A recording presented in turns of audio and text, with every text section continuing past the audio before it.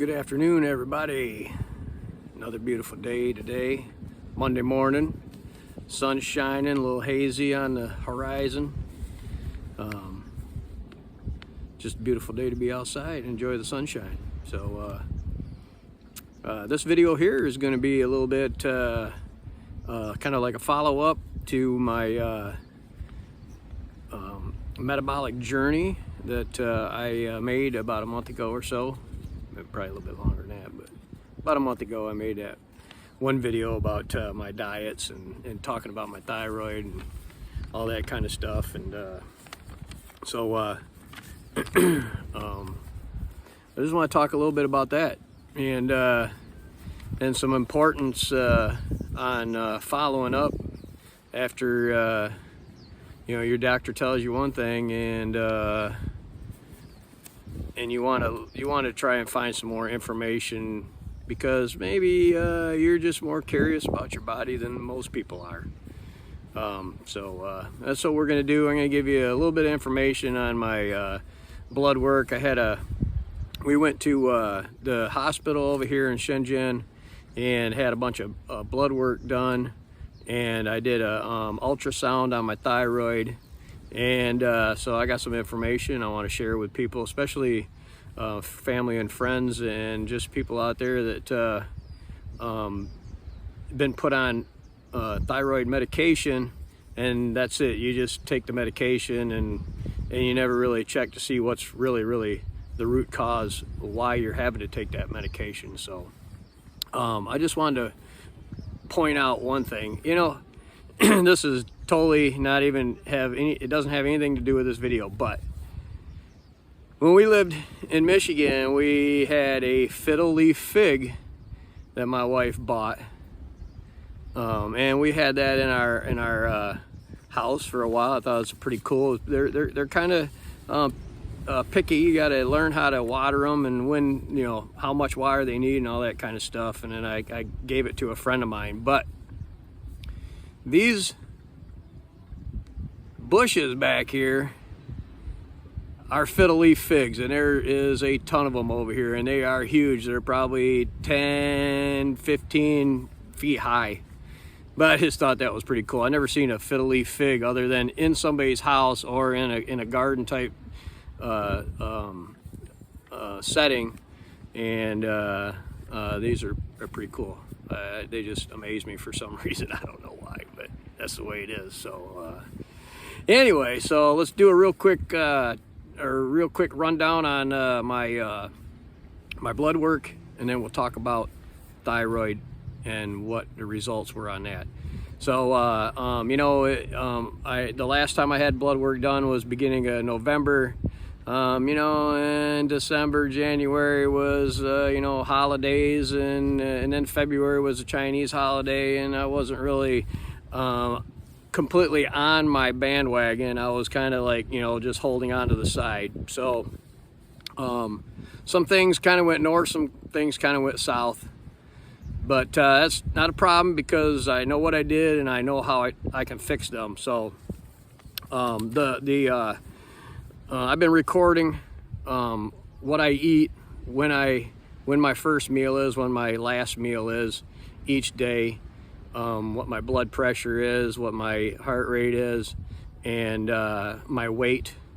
And so in a total of 28 days, almost a month, I missed a few days in there, but I'm looking at an average of 116/77 on the blood pressure, 68 on the heart rate, and I lost 3 pounds, and I'm averaging about 16 hours between the last meal of the night and the first meal of the morning. So that's pretty much what my goal was to be around 16 hours and then give myself 8 hours during the day to eat. And some people call it intermittent fasting. You can call it that if you want. You can call it time restricted eating, whatever you want to call it. That's what it is, and that's what I'm doing. So after all that, we went out, got our blood test done, and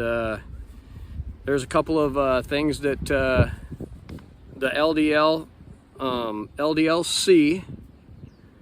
was 232 in November, and now it's down to 204. My HDL went up 43 to 47, but the triglycerides are what took the hit, and they almost doubled from 69 to 125. ALP is a liver and bone test. Mine was usually always low, but it's climbing. It's been climbing over the past year from like 32, and now it's up to 38. Now, granted, I'm not doing anything but a diet change. No exercise, no supplements, nothing. And my vitamin D hydroxy is at 32, which is still, it's in the normal range, but it's not high enough. It needs to be up there higher. So I'm going to consider taking some vitamin D supplements if I can make sure that I got a good quality vitamin D. So now on to part 2, which is the thyroid test. So I had ultrasound done because I wanted to see what it was looking like, if there's damage to it, nodules, all that kind of stuff. We also did blood tests. In the blood tests, we did antibody tests, and we also did mineral testing. I still have reverse T3, iodine, and selenium that I need to get done, and we have found a thyroid doctor to go meet with and have an appointment, and we will talk about our path forward. All my minerals, copper, zinc, iron, magnesium, lead, magnesium, and calcium, everything. The calcium was on the low, but it was a 57.5, and the low end of the scale was 58. So yeah, most of the minerals are mid to low. With just eating and no supplementation, I think that's not too bad. I'm getting kind of what I need, and I'm happy with that. I'd like to see some of them higher, so we'll figure that out when we talk to this doctor.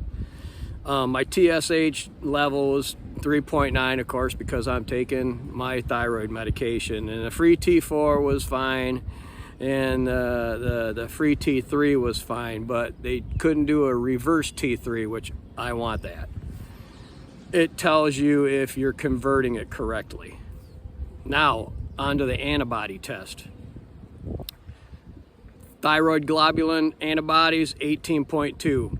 A little bit high. It's a positive, but it's not high. Thyroid peroxidase antibody, which are TPO, mine's at 269, which indicates a autoimmune thing going on. Is it Hashimoto's? I've heard some doctors say that once it gets over 500, that's when they're really concerned. But when it's around 250, then it's time to change the diet, which is no gluten, no alcohol, try to relieve stress, and no sugar. You get rid of the sugar for right now, and so that you can try and lower those TPO antibodies.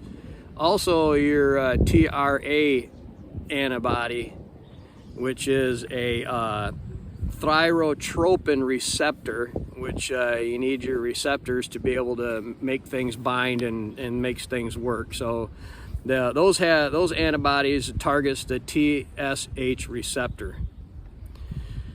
Was it high? No.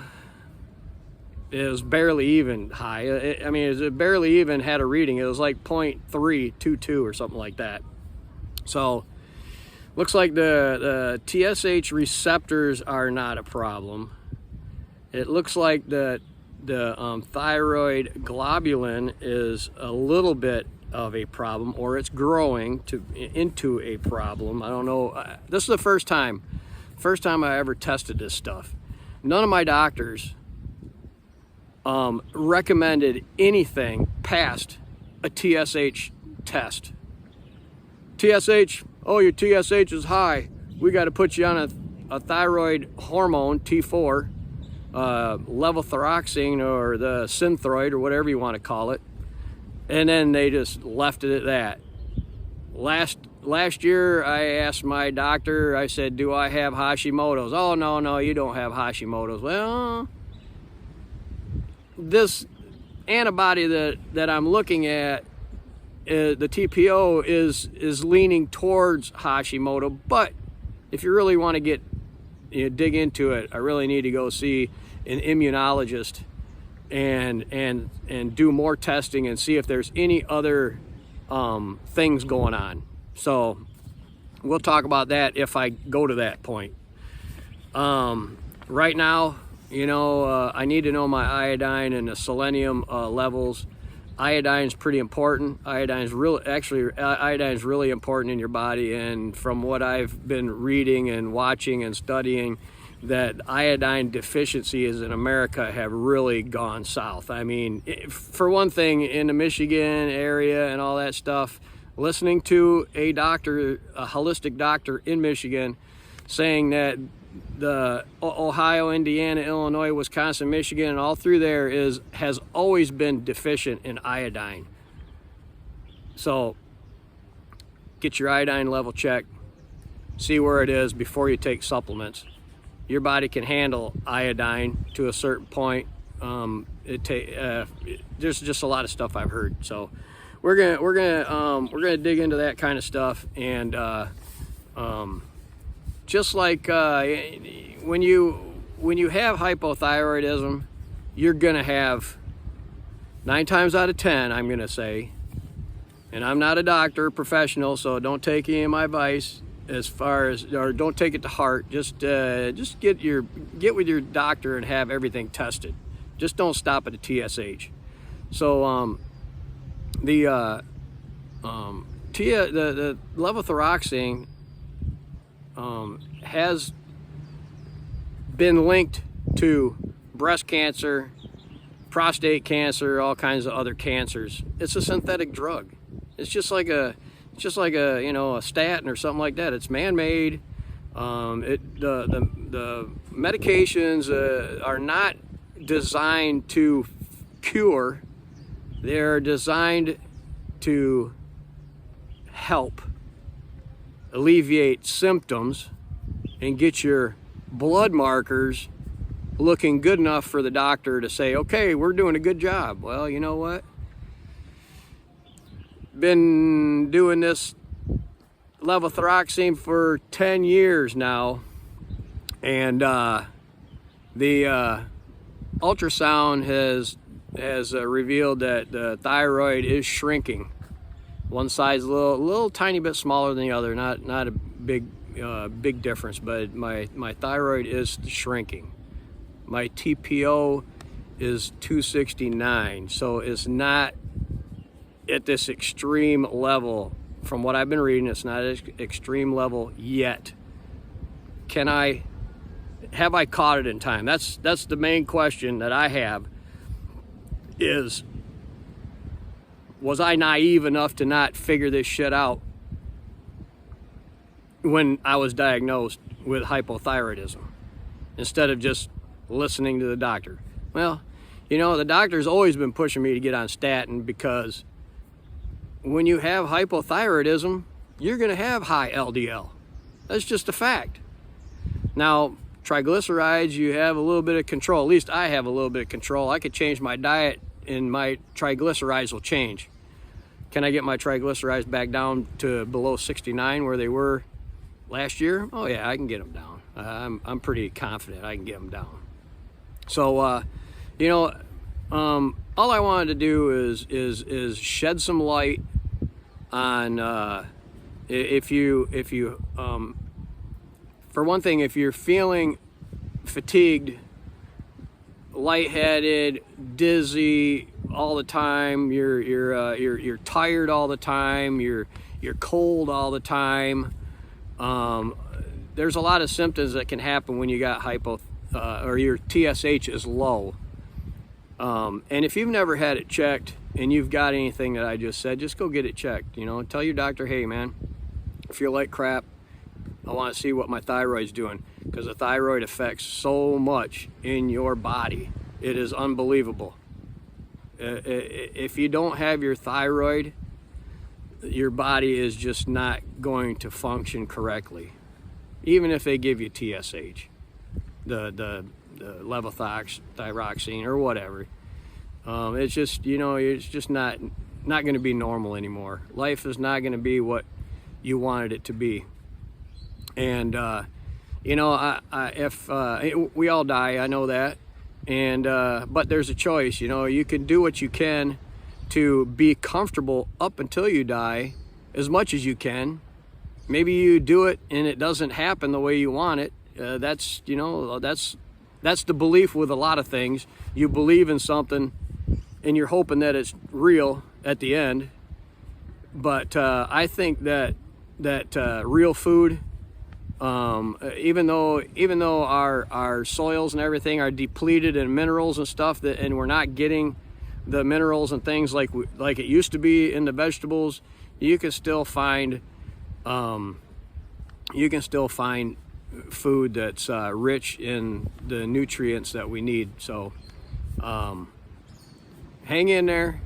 If you're taking levothyroxine, I know there's a few people out there that I know, family and friends, that have the same problem I have. And I don't know if you guys have ever gone out and had all these tests done, but you need to get the antibody test for sure.